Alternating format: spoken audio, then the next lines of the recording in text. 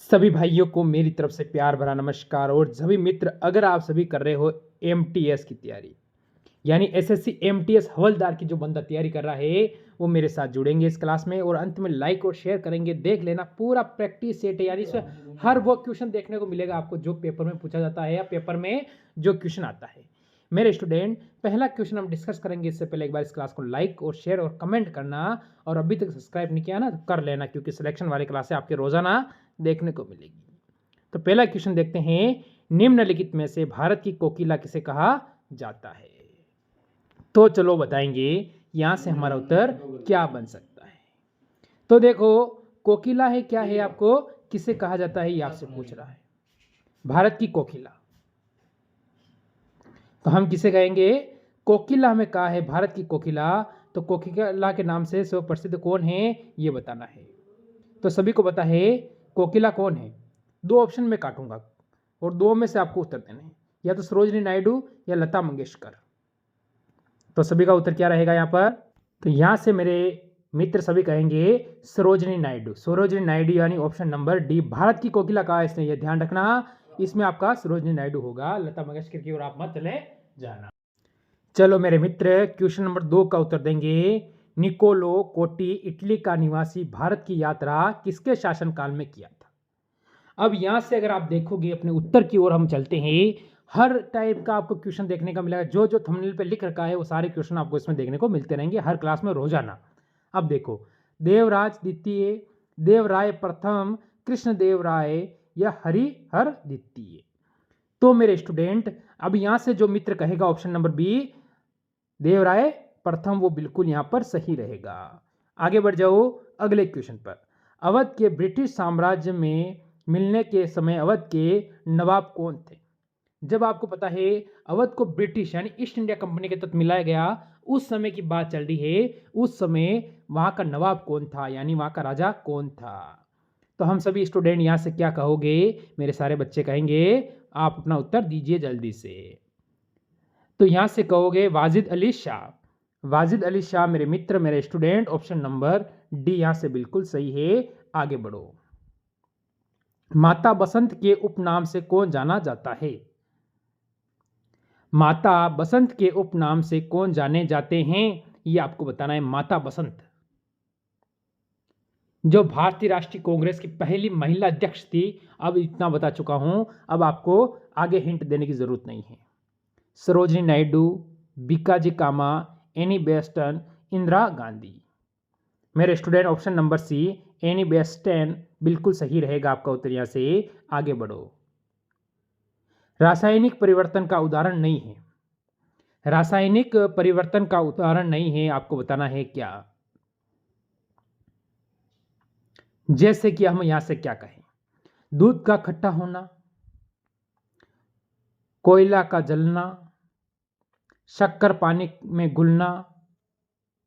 एक तो विस्फोटक से कोई लेना देना नहीं है, तो आप सभी कहोगे शक्कर का पानी में घुलना। मेरे स्टूडेंट, ऑप्शन नंबर सी बिल्कुल सही बताओगे। आगे बढ़ जाओ। भारत का मेकियावेली किसे कहा जाता है? भारत का मेकियावेली किसे कहा जाता है? मेकियावेली, भारत का मेकियावेली किसे कहा जाता है? ऑप्शन है कालिदास, चाणक्य, तुलसीदास, कबीरदास। तो आप कहोगे मेकियावेली, अगर आपसे कहा है तो आप जाओगे चाणक्य, ऑप्शन नंबर बी बिल्कुल सही है। यहां पर आगे बढ़ोगे अगले क्वेश्चन पर। पौधों के लिए सबसे अच्छा उर्वरक निम्न में से कौन है?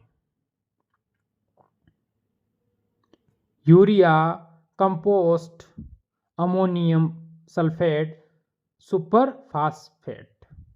अब बताएंगे मेरे स्टूडेंट, यहां से हमारा उत्तर क्या है। क्या कोई स्टूडेंट अपना उत्तर यहां से दे पा रहा है? कोई स्टूडेंट अपना उत्तर सही दे पा रहा है? बिल्कुल आप सभी सही दे पाओगे। आप सभी कहोगे compost. Compost, option number B यहां से बिल्कुल सही है मेरे स्टूडेंट। आगे बढ़ेंगे अगले क्वेश्चन पर। लौह अयस्क से लौह का उत्पादन निम्न में से किस प्रक्रम के द्वारा होता है? क्या कहोगे आप सभी, यहां से बताइए। मेरे स्टूडेंट सारे उत्तर देंगे यहां से, तो आप सभी कहोगे अपचयन। अब चयन का मतलब होता है मेरे स्टूडेंट ऑप्शन नंबर सी यहाँ से बिल्कुल सही है। आगे बढ़ो क्वेश्चन नंबर 9 की ओर। किस तारीख को संसद की इमारत पर 5 तैयबा और जैश ए मोहम्मद आतंकवादियों ने हमला किया था? आतंकवादियों ने हमला किया था संसद के ऊपर, ये आपको सिर्फ इतना ध्यान रखना है, बाकी इनको छोड़ दीजिए, नाम पता क्या है नहीं है क्या टेंशन नहीं है। कि किस तारीख को संसद पर इमारत पर 5 आतंकवादियों ने हमला किया था? तो आप सभी कहोगे 13 दिसंबर 2001 को। ऑप्शन नंबर बी यहां से बिल्कुल सही रहेगा। आगे बढ़ो। बंगाल का गवर्नर जनरल कौन था जिन्होंने दोहरी प्रणाली को समाप्त किया था? वो बंगाल का गवर्नर जनरल कौन था? बंगाल का गवर्नर जनरल कौन था जिसने दोहरी प्रणाली को समाप्त किया था? तो वारेन हास्टिंग। ऑप्शन नंबर यहां से जो स्टूडेंट सी पर जा रहा है वो बिल्कुल सही और सटीक उत्तर रहेगा। अगला क्वेश्चन। किसी निश्चित समय में किसी निश्चित प्रतिरोध वाले चालक के उत्पन्न ऊष्मा धारा के, बताओ आपका उत्तर क्या है? यहां से समानुपाती होती हैं, वर्ग के समानुपाती होती है, ये दो तो आपको कोई लेना देना नहीं है। तो आप सभी क्या कहोगे मेरे स्टूडेंट? यहां से जो स्टूडेंट ऑप्शन नंबर वर्ग के समानुपाती होती है, ऑप्शन नंबर बी पर जा रहा है वो बिल्कुल सही है। यहां पर आगे बढ़ो। जब किसी तार में विद्युत धारा प्रवाहित होती है तब गतिशील कण होते हैं, आपको बताना है परमाणु, आयन, प्रोटॉन, इलेक्ट्रॉन। आखिरकार क्या होता है? तो यहां से आप सभी उत्तर देंगे और उत्तर आपका एकदम सही होना चाहिए। तो बताएंगे मेरे student electron. Electron option number D यहां से बिल्कुल सही है। आगे बढ़ जाओ अगले क्वेश्चन पर। एमीटर से परिपथ की विद्युत धारा पानी मापी जाती है, यह किस क्रम में जोड़ा जाता है? ये आपको बताना है कि एमीटर से जो परिपथ की विद्युत धारा मापी जाती है यह किस क्रम में जोड़ा जाता है, क्रम कौन सा है ये आपको बताना है मेरे स्टूडेंट। समांतर क्रम हो सकता है या श्रेणी क्रम। देखो दोनों क्रम में कभी नहीं हो सकती कोई चीज, और इनमें से कोई नहीं, ये तो हो नहीं सकता। दो ऑप्शन आपके नहीं हो सकते हैं। अब ऑप्शन 2 में से आपको उत्तर डिसाइड करना है कि सभी स्टूडेंट ने पेन कॉपी लेकर क्या लगाया है, श्रेणी क्रम। ऑप्शन नंबर बी हमारा बिल्कुल सही है। आगे बढ़ जाओ। निजी बचत खाता किस में नहीं खोला जा सकता है? अगर आपका निजी जो बचत खाता होता है वो आप चाहे कितना भी करोड़पति क्यों ना हो, उस बैंक में आप खाता नहीं खोल सकते हो, जिसका शॉर्ट नाम क्या है? आप कहोगे आरबीआई। आरबीआई। अब बताएंगे मेरे सारे स्टूडेंट आपका उत्तर क्या रहेगा। भारतीय रिजर्व बैंक बिल्कुल सही है। आर यानी भारतीय, बी यानी रिजर्व बैंक। आरबीआई भारतीय रिजर्व बैंक का होता है। अब बढ़ेंगे क्वेश्चन नंबर अगले की ओर। भारत का पहला स्वर्ण महिला बैंक कौन सा है? स्वर्ण महिला बैंक आपसे बताना है कि भारत का सबसे पहला स्वर्ण महिला बैंक कौन सा है। क्या कह सकते हैं हम? Lakshmi Vikas bank, Dhanlakshmi bank, Vijaya bank, Bharatiya Mahila bank. यहां से आप सभी क्या कहोगे? जो सभी स्टूडेंट कहेंगे यहां से ऑप्शन नंबर डी भारतीय महिला बैंक बिल्कुल सही है। आगे की ओर बढ़ेंगे अगले क्वेश्चन पर। ऋग्वेद के समय में काबुल नगर का क्या नाम था? ऋग्वेद के समय सबसे पहले यह चीज बताना होना चाहिए कि ऋग्वेद सबसे प्राचीन वेद है। प्राचीन वेद कौन सा है? तो ऋग्वेद ही रहता है, या प्रथम वेद भी से आप कह सकते हो। अब ये कह रहा है तो हम यहां से कहेंगे कुंभा। उस समय कुंभा कहा जाता था। ऑप्शन नंबर बी आपका बिल्कुल सही है। आगे बढ़ोगे। राष्ट्रकूट किस राजधानी कहां थी? राष्ट्रकूट की जो राजधानी थी वो कहां थी आपसे पूछ रहा है। राष्ट्रकूट की राजधानी, आपका उत्तर यहां से क्या रहेगा? यहां से हम अगर देखें ऑप्शन की ओर जाएं, हम्पी, मालवा, वातापी या मालखेड़। यहां से बताएंगे मेरे स्टूडेंट। आप सभी कहोगे सर ऑप्शन नंबर डी की ओर हम जा रहे हैं, मालखेड़ हमारा बिल्कुल सही है। आगे बढ़ो क्वेश्चन नंबर 18 की ओर। हमारे राष्ट्रगान में कुल कितने पद है? राष्ट्रगान में कुल कितने पद है ये आपको बताना है। तो राष्ट्रगान तो आप पहली से लेकर कम से कम आपने 12वीं तक किया, तब तक तो देखा ही होगा ना। 10वीं 12वीं अगर आप MTS हवलदार की तैयारी कर रहे हो तो आप इसका उत्तर मेरे को कमेंट करके बता सकते हो, और बताना ही पड़ेगा आपको, ये बात ध्यान रखना है। आगे बढ़ो। खजुराहो मंदिर का निर्माण किसने करवाया था? खजुराहो मंदिर कहाँ है? खजुराहो आप कहोगे मध्य प्रदेश में।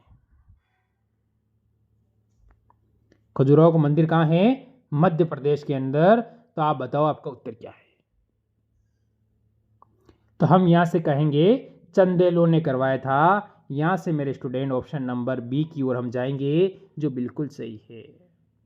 आगे बढ़ो। निम्न में से किसे आमतौर पर सरहदी गांधी कहा जाता है?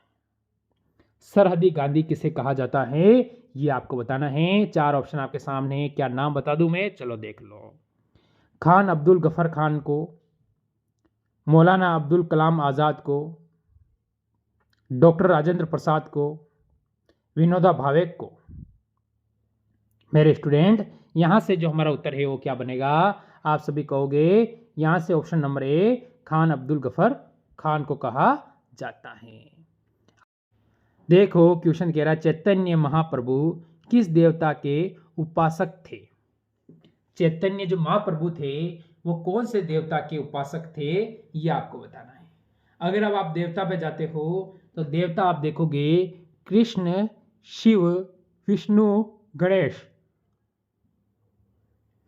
यहां से बताएंगे मेरे सारे स्टूडेंट आप सभी का उत्तर क्या है। आप कहोगे सर ऑप्शन नंबर ए, यहां से कृष्ण हमारा बिल्कुल सही रहेगा। आगे बढ़ो। वेंचुरी मीटर का प्रयोग किसके मापन के लिए किया जाता है? वेंचुरी मीटर आपको ये बताना है। वेंचुरी मीटर होता है, इसका प्रयोग किसके मापन के लिए किया जाता है? जैसे हम कहेंगे तरल के प्रवाह की दर, या तरल दाब, पृष्ठीय तनाव, तरल घनत्व। यहां से मेरे मित्र option A, B, C, D. क्या आपका उत्तर है वो बिल्कुल सही है। ऑप्शन नंबर ए, तरल के प्रवाह की दर। आगे बढ़ो अगले क्वेश्चन पर। अर्थव्यवस्था की दृष्टिकोण से वन तथा मत्स्य किस क्षेत्र के अंतर्गत आते हैं? अर्थव्यवस्था की दृष्टि से वन तथा मत्स्य कौन से किस क्षेत्र के अंतर्गत आते हैं, या कौन से क्षेत्र के अंतर्गत आते हैं? प्राथमिक क्षेत्र, द्वितीय क्षेत्र, तृतीय क्षेत्र, ए और बी दोनों।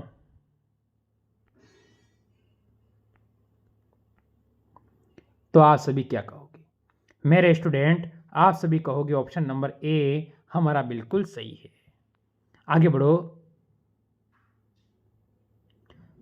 सरकारी पी आयोग निम्नलिखित में से किससे संबंधित था? तो किससे संबंधित था ये आपसे पूछ रहा है। न्यायिक सुधार से, संघीय सुधार से, चुनाव सुधार से, केंद्र राज्य संबंध के में सुधार से, केंद्र और राज्य के संबंध में सुधार से। अब अपना उत्तर यहां से क्या रहेगा? तो ये आज का लास्ट, इसके बाद एक और क्वेश्चन है। तो ऑप्शन नंबर डी मेरे स्टूडेंट सही होगा, केंद्र राज्य के संबंध के सुधार से। चलो लास्ट क्वेश्चन का उत्तर दो। आज का पूरा प्रैक्टिस सेट मैंने कराया, हर टाइप के क्वेश्चन मैंने आपको बताए हैं। जरूर कमेंट करना आपके कितने क्वेश्चन सही हुए हैं। जैसे कि इंदिरा गांधी नहर को किन 2 नदियों से पानी मिलता है? ये इंदिरा गांधी नहर है, आपको पता है। ऐसी कौन सी 2 नदियां हैं जिनका पानी इनको मिलता है? अब हम यहां से देखेंगे तो रावी और चिनाब, रावी और व्यास, सतलज और व्यास, चिनाब और व्यास। मेरे स्टूडेंट तो आप सभी कहोगे सतलज और व्यास। ऑप्शन नंबर सी यहां से बिल्कुल है। तो ये थे आज के टॉप क्वेश्चन। अच्छी लगी हो तो लाइक शेयर करना। मिलते हैं कल इसी एक और बेहतर क्लास के साथ। सभी को जय हिंद, जय भारत।